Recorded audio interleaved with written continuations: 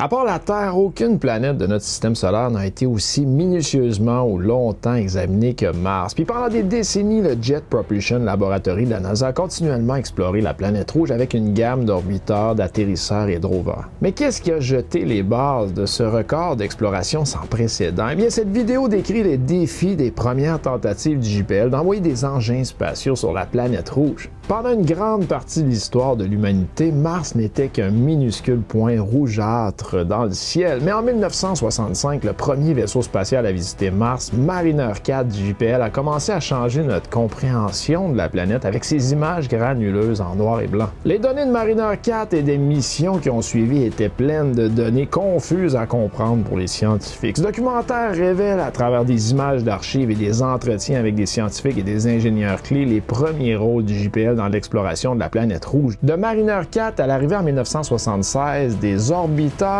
et atterrisseurs Viking.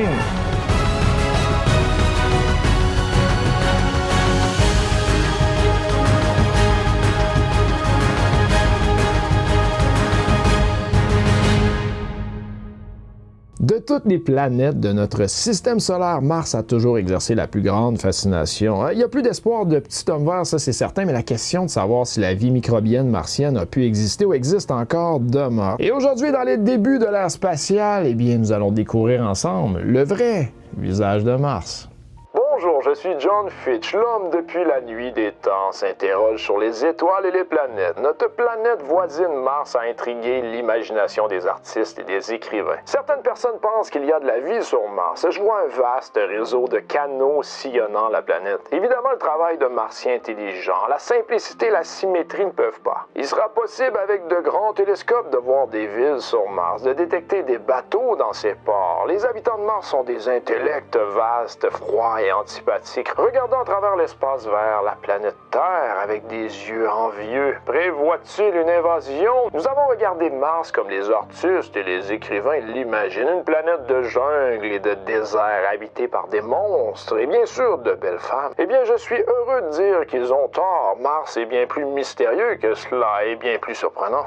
Pendant la guerre froide entre les États-Unis et l'Union soviétique, la course à l'espace était un grand drame joué devant le monde entier. Oui, au début, les Soviétiques, avec leurs puissantes fusées, étaient loin devant, mais ça a commencé à changer lorsque le Jet Propulsion Laboratory de la NASA a marqué la première américaine dans l'espace en envoyant un vaisseau spatial robotisé passé par Vénus en 1962. Et à cette époque d'intense rivalité de la guerre froide, vous aviez affaire à des implications militaires. Et donc, les pays du monde essayaient de dire, eh bien, qui va gagner ça? Qui sera la puissance militaire dominante? Le travail spatial était avant tout de trouver un moyen d'y arriver en premier, mais de la meilleure façon. Puis maintenant, le JPL visait Mars, tout comme les Soviétiques. Puis en juin 1963, le directeur du projet Mariner, Jack James, a annoncé les résultats de la dernière tentative russe d'atteindre la planète rouge. Le vaisseau spatial de l'URSS Mars 1 a fait sa rencontre avec Mars, mais un échec. Les Soviétiques avaient effectué au moins 7 lancements vers Vénus et Mars, mais aucun n'avait réussi. Le vaisseau américain Mariner pourrait donc devenir le premier vaisseau spatial à effectuer des mesures de la planète Mars. Alors c'était le retour de la pression du côté du JPL. Ce que le mémo de Jack James n'avait pas dit, c'est à quel point il serait difficile d'atteindre Mars. Bien que Mariner 2 du JPL ait été le premier à atteindre une autre planète, le vaisseau spatial avait à peine survécu au voyage de 3 mois et demi vers Vénus. Voyager vers Mars prendrait presque 2 fois plus de temps.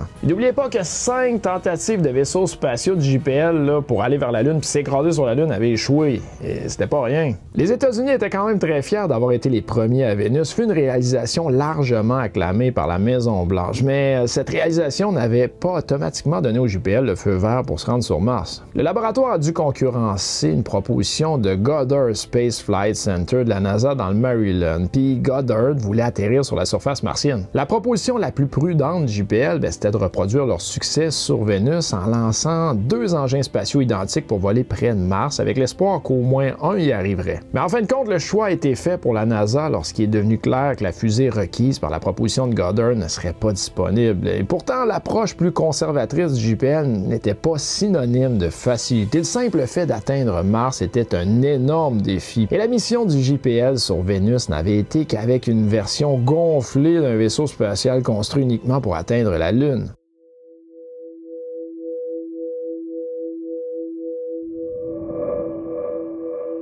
Aller sur Mars nécessitait une véritable machine volante dans l'espace lointain. Mariner 4 était vraiment le premier vaisseau spatial conçu pour l'exploration planétaire. Il avait toutes les choses qui sont devenues caractéristiques des missions JPL du futur. Il était chargé d'instruments pouvant s'articuler et pointer sur 3 axes, exemple. S'éloigner du Soleil signifiait rencontrer un environnement plus froid et plus hostile, avec moins de capacité à puiser de l'énergie. Les panneaux solaires devaient être plus de 2 fois plus grands que ceux transportés vers Vénus. Et pour la première fois, la Terre ne pouvait pas être utilisée pour établir l'orientation de l'engin spatial connu sous le nom de contrôle d'attitude. Au lieu de ça, ces engins spatiaux devaient voler en apercevant une étoile. Et le vaisseau spatial faisait du roulis afin de permettre aux capteurs stellaires de trouver l'étoile Canopus. Canopus est l'étoile la plus brillante de la constellation australe de la Carène et la deuxième plus brillante étoile du ciel nocturne après Sirius, alias Canis Majoris. Puis une fois aperçu, les jets de gaz devaient maintenir sa position verrouillée. C'était vraiment pas évident parce que les distances étaient beaucoup plus grandes. Bref, les liens de communication répartis dans le monde entier devaient être renforcés, puis ça c'est ce qui est devenu connu sous le nom de Deep Space Network. Les stations étaient et sont toujours situées de manière à ce que le vaisseau spatial dans l'espace lointain soit en contact direct avec au moins une des stations en permanence. Puis avant tout, il y avait un problème d'ingénierie de base. Combien de temps un vaisseau spatial pourrait-il résister à l'environnement hostile de l'espace? Puis au lieu d'une mission de 3 jours, la mission était supposée durer 8 ou 9 mois. C'était énorme. À l'époque, la probabilité de succès était de 30% seulement. Les Mariner 3 et 4 jumeaux, que certains ont surnommés des moulins à vent volants, étaient des prouesses techniques remarquables. Mais voler vers Mars n'était que la moitié du défi. Le simple fait d'atteindre Mars serait un accomplissement en soi. Mais le plus grand objectif était d'apprendre ce qu'il y avait là-bas. Car les scientifiques capturant ne serait-ce qu'un aperçu de Mars alors qu'un vaisseau spatial survolait, eh bien, pourraient répondre à la question de savoir si la vie existait là-bas. C'est une question très présente dans l'esprit du géologue de Caltech Bruce Murray. Vous ne pourriez pas aller sur Mars sans appareil photo, donc un développement majeur a été trouvé, une technologie qui pourrait être utilisée pour un appareil photo. Puis ensuite, la NASA a choisi un professeur de physique bien connu à Caltech, Robert Lee, pour concevoir le premier système de caméra spatiale. Puis en fait, c'était le premier appareil photo numérique de toutes sortes. Les photographies en noir et blanc devaient montrer des détails 10 fois meilleurs que ceux depuis la Terre. Puis compte tenu de l'altitude, de l'angle d'approche, de la résolution possible et du renvoi radio des données vers la Terre, eh bien l'équipe a conçu le système pour prendre 22 photographies. C'est tout. Le 5 novembre 1964, Mariner 3, avec à son bord le premier appareil photo numérique au monde, a décollé de Cap Canaveral en Floride. C'était beaucoup plus excitant à l'époque parce que près de la moitié des lancements échouaient.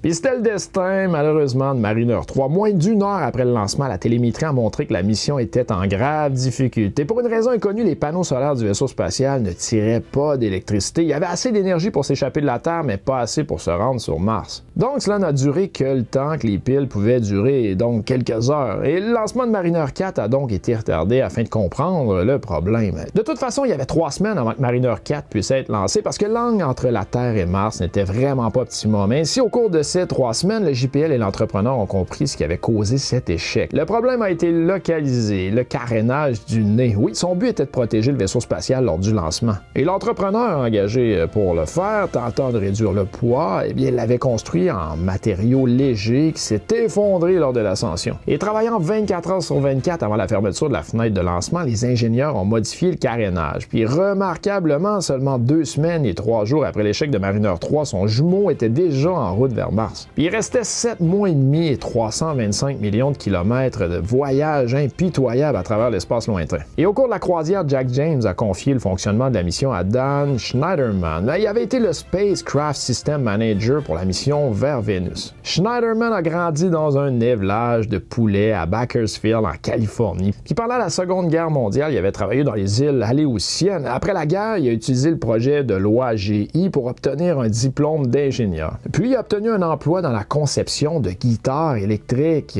Peu impressionné par la musique, la plupart d'entre eux ont démissionné puis ont trouvé le chemin du JPL. Le voyage de Mariner 4 vers Mars s'est déroulé relativement sans incident. Le vaisseau spatial a parfois eu du mal à localiser l'étoile Canopus qu'on parlait tout à l'heure. Ça a provoqué des moments de nervosité où le contact était parfois perdu. Mais une seule manœuvre de trajectoire a été nécessaire pour maintenir plus ou moins le cap de l'engin spatial. Et alors que la sonde s'approchait de la planète, les estimations de l'orbite commençaient à changer de manière significative. Mais en fait, les ingénieurs avaient manqué la cible de quelques 10 000 km de l'endroit visé. Aujourd'hui, c'est impensable, mais à l'époque, j'étais correct, juste 10 000 km. Alors que le vaisseau spatial s'approchait de Mars, tout le monde savait que ce serait un moment historique. Un survol de Mars signifiait un seul passage, puis pas de seconde chance. Schneiderman et son premier lieutenant Bill Collier travaillaient sur une longue liste d'hypothèses. Une préoccupation majeure était le tracker d'étoiles, puis si Mariner 4 perdait de vue Canopus, le vaisseau spatial pourrait se retrouver face à Mars pendant le survol. Et cela signifierait avoir volé avec succès pendant 8 mois dans l'espace lointain pour échouer à l'heure critique. Les ingénieurs réfléchissaient donc à d'autres hypothèses. L'un était l'ordinateur primitif du vaisseau spatial. Il serait en contrôle pendant le survol.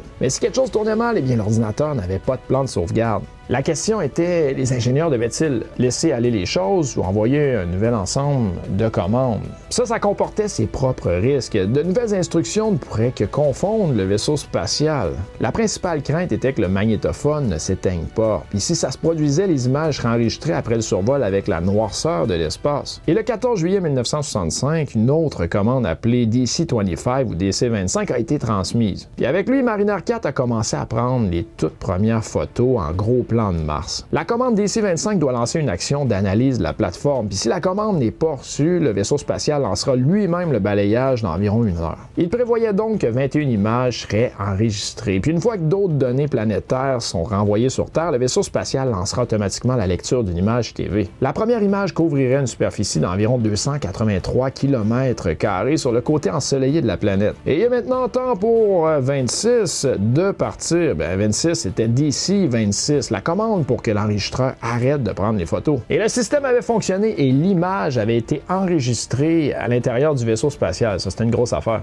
Plus tard, Mariner 4 a renvoyé un message contradictoire. Le magnétophone n'avait peut-être pas fonctionné comme prévu. Bref, c'était encore l'inquiétude. Oui, Mariner 4 transportait d'autres instruments scientifiques, puis ces mesures ont été programmées pour être transmises en premier. Et ce n'est que plus tard que les photos viendraient, s'il y en avait. Les données sont revenues extrêmement lentement de l'espace lointain. Le taux de lecture des données n'était que de 8 et tiers bits par seconde. Et 8 et tiers bits par seconde, c'était comme un code morse, mais très très lent. Il a donc fallu des heures pour récupérer chaque image individuelle, puis ça a pris 8 jours avant de récupérer toutes les données. Et ça s'est vraiment pas bien passé lorsque ça a été annoncé à la presse agitée réunie au JPL. Les performances de l'engin spatial pendant la séquence de prise de vue n'étaient pas précises. Il y avait quelques anomalies. Puis le JPL avait tenté dans ce court laps de temps de diagnostiquer ces anomalies. Et il a donc fallu attendre une nuit complète avant d'avoir confirmation. Après ce qui a semblé une éternité, Mariner 4 a commencé à transmettre des images, en supposant que c'était ce qui était réellement stocké sur le magnétophone. Les images devaient revenir sous la forme de 1 et de 0, chaque chiffre représentant une nuance de gris. Les premiers numéros transmis correspondaient au noir, comme on s'y attendait. Le traitement des images était beaucoup trop lent pour certains. Et comme anecdote, les ingénieurs étaient vraiment impatients, donc ils ont pris les choses en main, ou les chiffres en main. Regardez ça.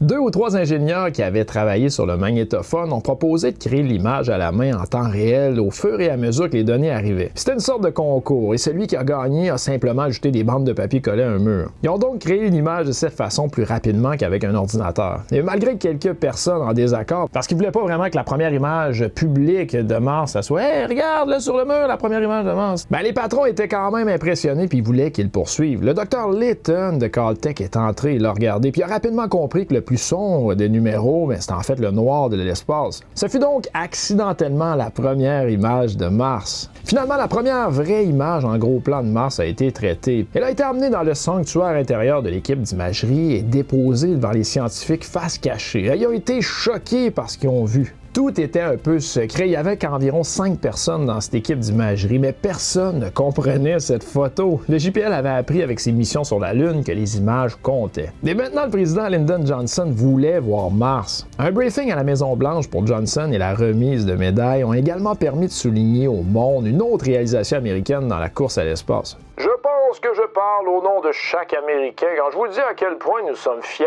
et impressionnés, à quel point nous sommes reconnaissants pour ce que vous et tous les nombreux membres de votre équipe avez accompli lors de la mission Mariner 4. Il se peut que la vie telle que nous la connaissons soit plus unique que beaucoup ne le pensaient. Et les commentaires de Johnson sur le caractère unique de la vie faisaient référence à ses premières photos en gros plan de Mars. Aussi floues soient-elles, elles ont révélé une Mars bien différente de ce qui avait été prévu. La surface martienne était ancienne. Mais il n'y avait aucun signe de montagne, pas de canaux, pas d'eau courante puis pas de végétation. Tout espoir de vie à la surface avait malheureusement complètement disparu. Mariner 5 est la 5e sonde spatiale du programme Mariner développée par l'Agence spatiale américaine, la NASA, pour explorer les planètes du système solaire. Et en décembre 1965, la NASA approuve la modification de la sonde de réserve de Mariner 4, donc la sonde Mariner 5, afin de réaliser un survol plus rapproché de la planète Vénus que la sonde Mariner 2, qui a effectué le premier vol sur la planète Vénus en décembre 1962. Conçue pour une mission vers la planète Mars, elle est reconfigurée pour une mission vers la planète Vénus. Puis au départ, la NASA a prévu envoyer Mariner 5 en survol à une distance de 8165 km. Mais la NASA a modifié son plan en faveur d'un survol de 75 000 km afin d'empêcher le véhicule non stérilisé de s'écraser sur la planète Vénus. Puis les vaisseaux qui n'étaient pas stériles, ça faisait peur. C'était comme ça à l'époque, mais on s'entend que Vénus, il fait assez chaud,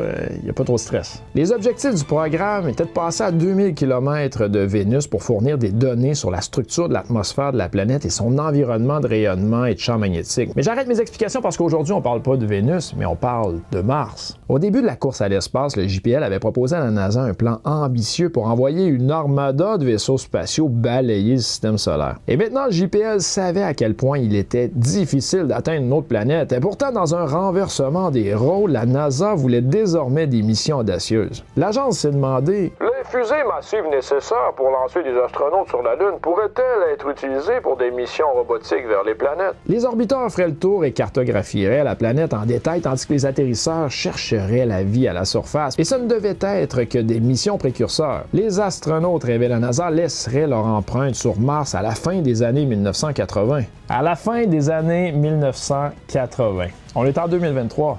En 1969, deux marineurs numérotés 6 et 7 ont réussi à survivre à leur lancement. Puis pour la première fois, le JPL faisait voler deux engins spatiaux vers la même destination. L'Union soviétique a eu la même idée, mais leurs deux missions ont échoué lors du lancement. Puis après une croisière de 5 mois, les marineurs approchaient rapidement de leur destination et l'excitation montait parmi les ingénieurs. 50 heures avant l'approche la plus proche, eh bien Mariner 6 a allumé ses instruments scientifiques et ses caméras. Et ça, c'était seulement 9 jours avant que Neil Armstrong puis Buzz Aldrin atterrissent sur la Lune. 9 jours avant. Mais à Pasadena, il n'y avait pas de temps pour faire la fête. Mariner 6 transmettait déjà des données, puis juste derrière était Mariner 7. Les progrès de la technologie avaient considérablement amélioré le délai de traitement des images. Puis au lieu d'être assis dans une arrière-salle, Robert Layton était maintenant devant une console de télévision offrant au monde des réactions instantanées lorsque les images de Mars atteignaient la Terre. Puis comparé aux images, un instrument scientifique à bord du vaisseau spatial appelé spectromètre infrarouge a été facilement négligé par le public. Son but était de mesurer la composition chimique de l'atmosphère martienne. Avec cet instrument, il était possible de détecter des preuves de vie si elle existait sous forme de méthane. Et sur Terre, ce composé organique peut être produit par des micro-organismes. Trouver du méthane sur Mars serait une découverte scientifique aux implications énormes. Mais attention, il y avait un conflit.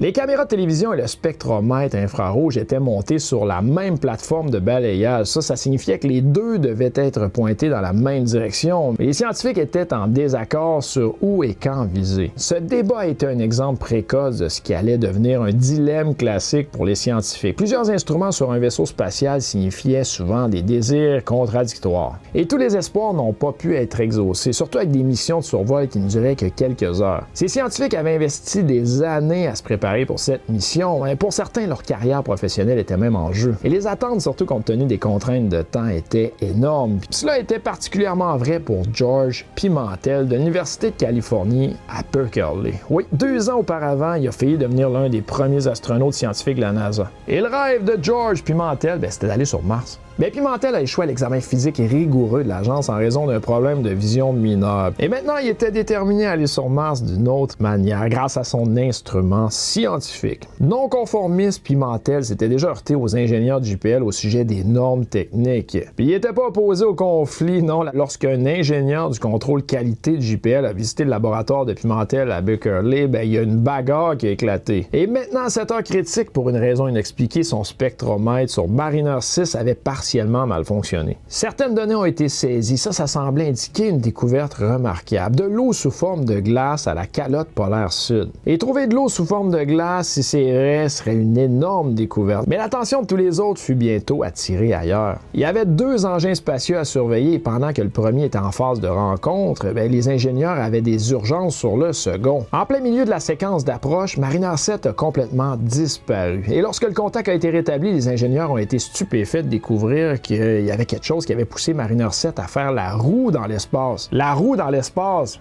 Mais c'était dû à quoi? Étonnamment, les ingénieurs ont réussi à reprendre le contrôle du vaisseau spatial paralysé, mais ce qui avait causé la perturbation restait inconnu. Une cause possible était le fameux spectromètre gênant de Pimentel. Il fallait une cartouche sous pression de gaz de refroidissement, puis une explosion de conteneur expliquerait l'événement quasi catastrophique de Mariner 7. Alors que le deuxième Mariner fonçait sur Mars, l'instrument de Pimentel devint le principal suspect. Juste avant l'approche finale, les ingénieurs ont ordonné au spectromètre de s'allumer et de se refroidir. Si le spectromètre ne parvenait pas à refroidir, les ingénieurs auraient leurs preuves irréfutables. Les rapports du contrôle de mission semblaient être de bonnes nouvelles pour Pimentel, tandis que Pimentel, soulagé, célébrait l'innocence de son instrument, Layton continuait à partager à haute voix les possibilités de ce qu'il voyait. La calotte polaire sud était-elle constituée d'eau comme l'avait indiqué l'instrument de Pimentel? Où étaient ces couches de dioxyde de carbone ou de neige carbonée? Pour tous ceux qui espéraient trouver la vie sur Mars, l'eau était la réponse préférée. Tous les résultats scientifiques pointaient vers une planète Mars stérile et sans vie. Et ce fut la déclaration de Pimentel.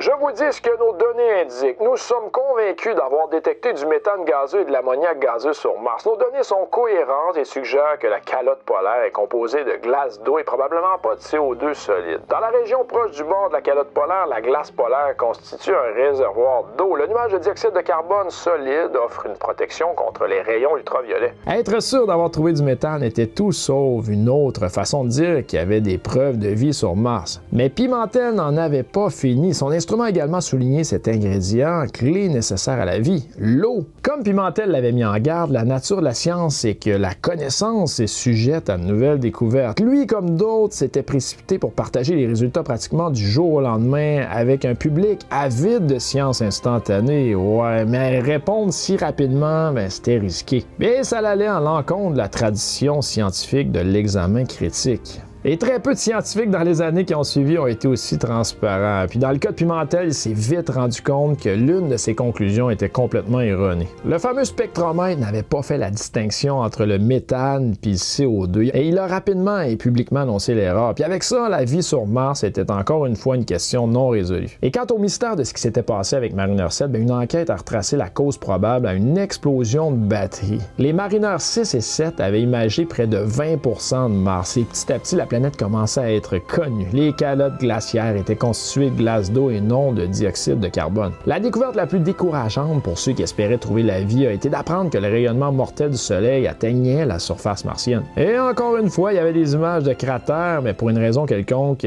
pas partout. Mars semblait mériter un autre regard. Et par pur hasard, les chemins des sondes Mariner les avaient pas conduits au-dessus de 2 gigantesques caractéristiques géologiques, les plus grandes du genre dans tout le système solaire. Le premier grand défi d'ingénierie dans l'exploration robotique, c'était de survoler une destination pour un bref aperçu. Mais l'exploit suivant consistait à construire une machine capable de se mettre en orbite autour d'une planète. En 1971, la toute prochaine occasion d'aller sur Mars, JPL avait fait passer l'idée d'un orbiteur de la planche à dessin à la rampe de lancement. Le vaisseau spatial de base était pratiquement un Mariner, mais il y avait un énorme module de propulsion dessus pour ralentir le vaisseau spatial en rapprochement de Mars pour être capturé par sa gravité. Puis ça présentait des défis intéressants. Vous deviez stocker des propulseurs dans l'espace pendant 9 mois, puis les utiliser, croiser les doigts et espérer que tout fonctionnerait comme prévu. Et encore une fois, les engins spatiaux ont été construits par paire. C'était une planification prudente. Et une fois encore, la première mission a échoué lorsque la fusée de l'étage supérieur a mal fonctionné. Donc, Mariner 9 a eu plus de chance et a navigué plus facilement vers Mars. Et cette mission ne volait pas seule. Juste derrière se trouvaient 2 sondes soviétiques.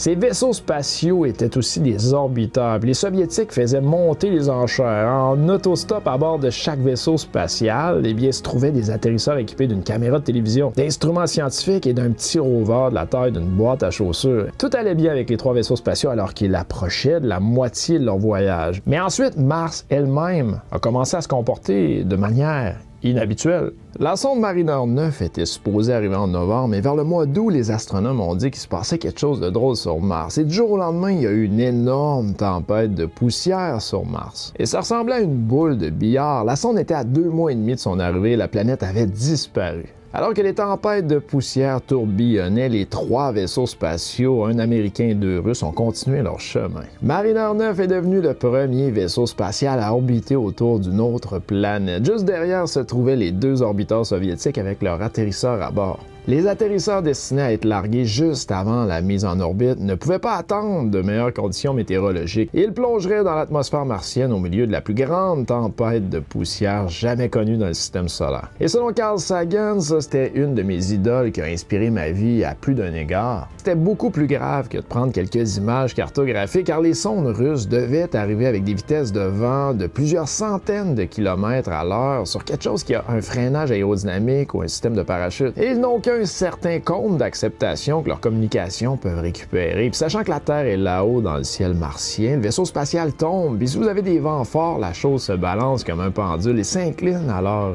il pourrait potentiellement avoir de très graves problèmes. Et Carl Sagan a eu raison de ses inquiétudes, que ce soit causé par les vents martiens ou autre chose. Ouais, le premier atterrisseur soviétique s'est écrasé sur Mars après que son parachute s'est pas ouvert. Et le deuxième module de descente a réussi à atterrir, mais moins de 20 secondes après le toucher des roues, l'atterrisseur est devenu silencieux et n'a plus jamais été entendu. Le petit rover à bord n'a pas eu la chance de bouger d'un pouce, mais le lander a réussi à transmettre 79 lignes de balayage de vidéo. Certains considèrent qu'il s'agit de la première image, bien qu'incomplète, de la surface de Mars. Bien que les atterrisseurs aient échoué, l'Union soviétique a réussi à mettre 2 engins spatiaux en orbite. La course à l'espace était loin d'être terminée. Finalement, la tempête de poussière qui avait frappé Mars s'est calmée. Et ce que la planète était enfin prête à révéler à Mariner 9 valait plus que la peine d'attendre. C'était une sorte d'épiphanie dans le sens de ce qu'un orbiteur peut faire par rapport à un survol. Les 2 survols précédents, soit Mariner 4 et Mariner 6-7, étaient passés tous les 3, c'était une coïncidence, du même côté inintéressant de Mars. Et quand la poussière s'est dissipée, c'est une planète complètement différente qui est apparue de celle que Mariner 4 et que Mariner 6-7 avaient vue. Cette planète étiquetée comme la Lune ressemblait soudainement à la Terre, à l'exception des gigantesques volcans plus gros, des canaux d'inondation plus grands, un canyon qui s'étend sur la distance des États-Unis et fait presque 100 km de large et pratiquement 10 km de profondeur. Tout était comme la Terre, mais en plus grand. Les gens qui s'intéressaient à la vie sur Mars étaient ravis parce qu'il y avait clairement eu une phase aqueuse dans l'histoire de cette planète. Mars s'est encore une fois révélé d'une manière très différente. On savait maintenant qu'il s'agissait d'une planète géologiquement dynamique. La conséquence de la découverte de ces énormes canaux dans cette planète semblable à la Terre, plus grande que nature, a été de renouveler l'espoir qu'il y avait vraiment de la vie puis que le rêve original, remontant à l'époque des télescopes, pourrait se réaliser. Maintenant, il y avait encore une nouvelle raison de revenir en arrière, pas pour voler ou orbiter, mais pour atterrir et chercher la vie.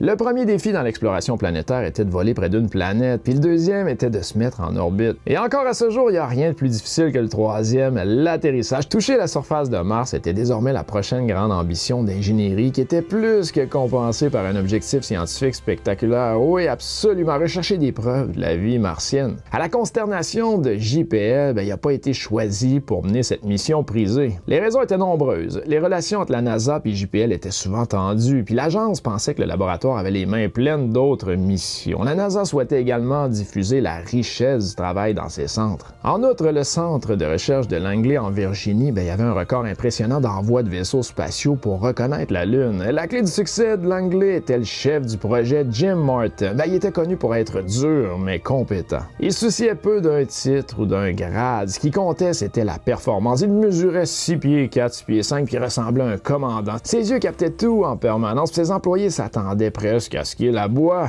Le New York Times a publié un gros article sur lui juste après Viking qu'il comparait à un général prussien. Et pour les gens qui le connaissaient pas, qui voyaient pas sa douceur, eh bien, il l'était. Avec Martin aux commandes, Langley avait la responsabilité globale de la gestion du projet nommé Viking. La société aérospatiale Martin Marietta a remporté le concours pour construire les 2 atterrisseurs. Leurs bras devaient descendre et ramasser des échantillons de sol à examiner dans un laboratoire à bord pour détecter des signes de vie. Le rôle du GPS, c'était de construire un vaisseau spatial qui transporterait les atterrisseurs vers Mars pour ensuite relayer les informations d'eux vers la Terre et mener des recherches en orbite. Et compte tenu de l'expertise du laboratoire en matière de navigation puis de communication, les opérations seraient également menées hors du contrôle de mission du JPL. Et tout compte fait, l'armée de Martin était une opération massive couvrant tout le pays. Nécessitant 8 ans, plus de 10 000 personnes et le plus gros budget jamais consacré à un projet planétaire. L'équipe qui a effectivement effectué la mission était une équipe sans badge. Les badges disaient Viking. Ils n'ont pas mentionné la Martin Marietta Corporation, la NASA Langley, le Jet Propulsion Laboratory ou l'un des nombreux sous-traitants. Non, absolument pas. Il y avait une allégeance dans toute l'équipe à Viking. Martin aimait particulièrement Gentry Lee, un jeune ingénieur de Martin Marietta dont le style vestimentaire et la longueur des cheveux allaient à l'encontre de la culture de son employeur. Gentry Lee était un individu très différent mais attachant et compétent surtout. Un de ses grands patrons lui a dit un jour que ses cheveux étaient trop longs et qu'il n'y aurait jamais de place avec les cheveux longs. Et Gentry était un gars qui pouvait décider lui-même de la longueur de ses cheveux, donc en conséquence, il est allé travailler au JPL, imaginez. Martin a fait de Lee un acteur clé de la mission, lui attribuant le rôle de coordonnateur, l'analyse scientifique et la planification de la mission. Et ça signifiait mener l'équipe scientifique vers un consensus. C'était comme garder des chats très intelligents mais très indépendants.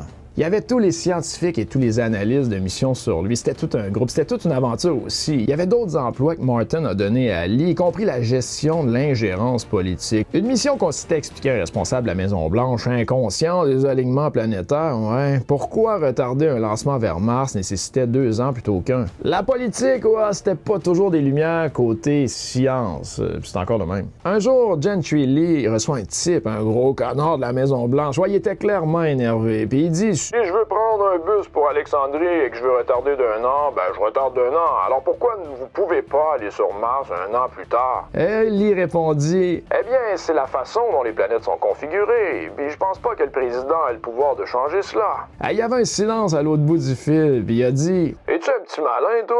En 1975, les 2 Vikings ont finalement décollé de la rampe de lancement, puis comme le dictaient les lois de la physique, 10 mois plus tard, ils se rapprochaient de Mars. Puis ayant appris des malheurs soviétiques avec la tempête de poussière, les atterrisseurs Viking ont été conçus pour être libérés au moment du choix de la mission après leur mise en orbite. Viking était très bien conçu. La sonde pouvait porter l'atterrisseur en orbite sans le larguer pendant plus d'1 mois. Pouvant choisir non seulement où, mais quand atterrir offrait une énorme opportunité de relations publiques. Le 4 juillet 1976 serait le 200e anniversaire de la Déclaration de l'Indépendance. Et quoi de mieux que célébrer le bicentenaire de l'Amérique que d'atterrir sur Mars? Et c'était le but. Et comme prévu, Viking 1 s'est mis en orbite et a commencé à envoyer des images du site d'atterrissage proposé. Ce que les images ont révélé a été un choc. Au 3e tour, les photos du site d'atterrissage ont été prises. Ça ressemblait à un écoulement de canaux de rivière avec des roches. C'était clairement pas un bon endroit pour atterrir. Le travail le plus difficile a été de dire au président Ford d'oublier un atterrissage le 4 juillet. Tout d'abord, Jim Martin a dû appeler l'administrateur de la NASA qui a essayé de le dissuader. Et Jim a dit: eh bien, je vais vous dire quelque chose, monsieur. Si nous atterrissons là-bas, je suis pas responsable. C'était silencieux à l'autre bout du fil. Puis il a dit: je vais appeler le président, c'est correct. Aux petites heures du matin du 20 juillet 1976, l'atterrisseur Viking 1 s'est séparé de l'orbiteur et a commencé la descente vers la surface martienne. Vous devez réaliser que c'était avant que quiconque ne connaisse le logiciel embarqué. Le guidage en boucle fermée, il n'y avait pas de contrôle, là. Il fallait qu'il déploie un parachute, puis il a dû faire une descente terminale où son radar à 4 faisceaux devait lui permettre d'atterrir en douceur. Il devait passer de 16 000 km/h à 4 km/h en quelques minutes seulement, puis ça n'avait jamais été fait auparavant. Et il y a eu finalement confirmation du toucher. Les ingénieurs savaient qu'ils avaient envoyé le message et survécu au moins momentanément, mais ensuite ils ont dû attendre 40 minutes pour que l'orbiteur se tourne vers la Terre et envoie les données de l'atterrisseur. Et il y a eu le premier morceau qui est arrivé. Il y a un moment dans la vie de chaque Viking qu'il ou elle n'oubliera jamais. À imaginer être assis avec cette télévision juste en face puis de regarder les premières lignes descendre. Ils sont descendus ligne par ligne, tous ces rochers. Wow! La première photographie qu'un être humain ait jamais vue depuis la surface d'une autre planète. 5 milliards de personnes sur la planète Terre ont vu Mars pour la toute première fois. Regardez ce beau rocher. La surface de Mars était claire. Les images qui sont tombées dans les jours suivants ont révélé que la mission avait été aussi chanceuse qu'habile. Il y avait des rochers partout. Pouvez-vous voir ce gros rocher qui s'appelle Big Joe? C'était à environ 8 mètres seulement de l'atterrisseur. S'il avait heurté ce rocher, l'atterrisseur aurait été brisé. L'atterrisseur a trouvé son chemin vers la surface dans un endroit très lisse et a évité les rochers. Mais en réalité, il n'y avait aucun danger qui pouvait être évité. C'était juste beaucoup de chance. Avant de voir les images, personne n'était conscient à quel point il était difficile d'atterrir sur Mars. La mission fut une réussite grâce à tous ces ingénieurs, les meilleurs et les plus brillants que vous puissiez trouver, de Martin Marietta, le maître d'œuvre qui a construit l'atterrisseur, et les meilleurs et les plus brillants du Jet Propulsion Laboratory qui a construit les orbiteurs. Les meilleurs et les plus brillants de la NASA, Langley et ailleurs qui dirigeaient la mission, mais c'était avant tout une équipe, l'équipe Viking. Maintenant, en sécurité sur la surface martienne, il était temps pour un appel de Washington. Permettez-moi de féliciter le Dr. Jim Fletcher, l'administrateur de la NASA, et vous, le coordonnateur du projet Viking, pour le succès tout simplement merveilleux et remarquable de cette mission historique. Et j'encourage fortement tous les Américains à suivre les progrès de nos missions Viking et à réfléchir à notre voyage dans l'inconnu. Avons-nous des plans pour Viking 3 et plus? Permettez-moi d'exprimer à chacun de vous et à tout le groupe mes meilleurs vœux pour un excellent travail. Nous sommes tous très fiers de vous. L'enthousiasme pour d'autres missions martiennes s'est avéré un vœu pieux. Bien que l'équipe de Martin ait réalisé un énorme exploit d'ingénierie lors du débarquement réussi des deux Vikings, eh bien la mission scientifique principale, soit la recherche de vie, était au mieux peu concluante et même décourageante pour beaucoup. Non seulement qu'il n'y avait pas de vie, mais qu'il n'y avait pas de matière organique. Ils ont découvert en réalité que Mars est auto-stérilisé.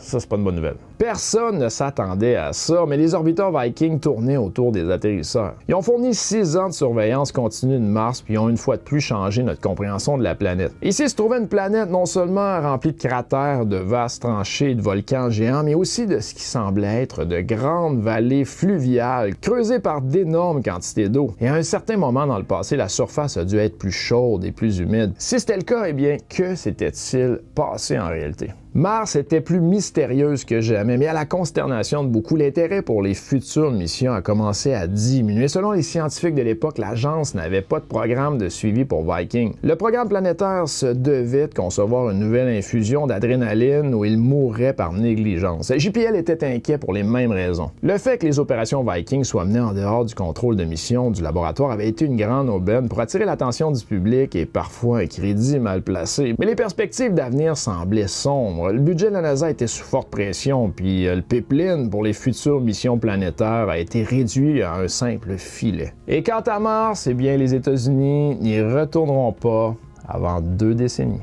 Ceci est un exemple. C'est un peu la météo martienne que nous avons reproduite. Non, ce n'est pas de la neige. C'est un type de temps différent que les scientifiques ont prédit que nous pourrions trouver sur Mars. C'est la théorie. Si l'atmosphère martienne contient du dioxyde de carbone et du méthane et qu'ils sont exposés au rayonnement ultraviolet du Soleil, ils peuvent produire du sucre. En d'autres termes, il peut y avoir une chute de sucre constante sur Mars. Nous savons que Mars est très sèche. Les formes de vie sur Mars ont peut-être développé des moyens particuliers de préserver leur teneur en eau. Il peut y avoir une sorte de plante, un mangeur de glace. Nous savons que des roches contenant de l'eau peuvent être trouvées sur Mars. Et les créatures qui digèrent réellement la roche pour en extraire l'eau sont possibles. Et ça complète ma vidéo sur la face changeante de Mars. J'espère que vous avez apprécié. Si vous écoutez cette vidéo dans 20 ans, d'après moi, on va avoir des belles surprises, des belles découvertes. N'oubliez pas, le futur, ça commence maintenant.